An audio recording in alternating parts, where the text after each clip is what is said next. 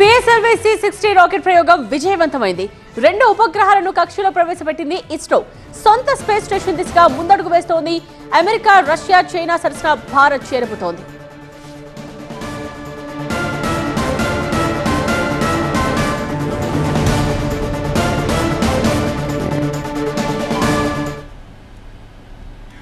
ఆకాశమే మన అడ్డ. సొంత అంతరిక్ష కేంద్రం దిశగా ముందడుగు. కొత్త ఏడాదికి సరికొత్త విజయంతో స్వాగతం పలుకుతోంది ఇస్రో. సతీష్ ధవన్ స్పేస్ సెంటర్ నుండి చేపట్టిన PSLV C-60 విజయవంతమైంది. అమెరికా, రష్యా, చైనా తర్వాత డాకింగ్ మిషన్ ను నింగిలోకి పంపిన దేశంగా ఇండియా నిలిచింది.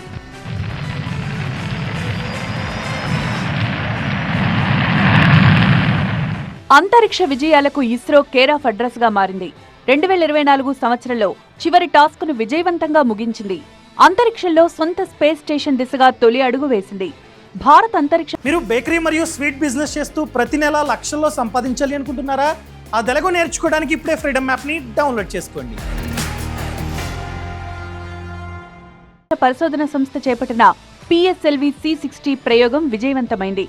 తిరుపతి జిల్లా శ్రీహరికోటలోని సతీష్ ధావన్ స్పేస్ సెంటర్ నుంచి నింగిలోకి దూసుకువెళ్లిన వాహక నౌక space craft A, space craft B తో పాటు మరో 24 సెకండరీ పేలోడ్లను మోసుకువెళ్లింది. స్పేస్ డాకింగ్ ఎక్స్పెరిమెంట్ పేరిట టార్గెట్, చేజర్ ఉపగ్రహాలను నిర్ణీత కక్షలోకి ప్రవేశపెట్టారు శాస్త్రవేత్తలు. అంతరిక్షంలోనే వ్యోమనౌకలను డాకింగ్, అన్డాకింగ్ చేయగల సాంకేతిక అభివృద్ధి లక్ష్యంగా ఈ ప్రయోగం చేపట్టారు. భూ ఉపరితలం నుంచి 470 కిలోమీటర్ల ఎత్తున వృత్తాకార కక్షలో 2 వ్యోమనౌకలు స్వతంత్రంగా ఒకేసారి డాకింగ్ అయ్యేలా ఇస్రో శాస్త్రవేత్తలు ప్లాన్ చేశారు. అంతరిక్షంలో ఇతర శాటిలైట్లను అనుసంధానం చేయడం, అంతరిక్ష వ్యర్థాలను తొలగించేలా ఉపగ్రహాలను తయారు చేశారు. స్పేస్ డాకింగ్ చేయగల సామర్థ్యం ఉన్న 2 ఉపగ్రహాల ప్రయోగం విజయవంతమైందని ఇస్రో ప్రకటించింది. PSLV C-60 ప్రయోగం విజయవంతం కావడంతో శాస్త్రవేత్తలు సంబరాల్లో మునిగి తేలారు. ప్రయోగంలో భాగస్వామ్యులైన శాస్త్రవేత్తలను ఇస్రో చైర్మన్ సోమనాథ్ అభినందించారు. వాహక నౌక 2 ఉపగ్రహాలను నిర్ణీత కక్షలోకి ప్రవేశపెట్టినట్లు చెప్పారు. స్పేడెక్స్ శాటిలైట్లను కక్షలో ప్రవేశపెట్టడం మిషన్లో తొలి భాగమని చెప్పారు. డాకింగ్ ప్రక్రియకు మరో వారం సమయం పడుతుందన్నారు. జనవరి 7న డాకింగ్ జరిగే అవకాశం ఉందన్నారు సోమనాథ్. 2025 జనవరిలో 100వ రాకెట్ ప్రయోగం చేపడతామన్నారు. Very well as far as the rocket is concerned, so it has placed the satellite in the right orbit. The SpaceX 2 satellites are moved. You would have seen in the animation that they moved little one behind the other. So over the period of time, for the days, it will pick up further distance, travel to almost a 20 kilometer distance away, and then the rendezvous and docking process will start. And we hope that the docking process can happen in another 1 week. The nominal time is going to be approximately 7th of January. అంతరిక్షంలో space ship ను docking చేయడం చాలా క్లిష్టమైన పని. ఈ machine లో భాగంగా dock చేస్తున్న 2 శాటిలైట్లు గంటకు 28,800 కిలోమీటర్ల వేగంతో తిరుగుతాయి.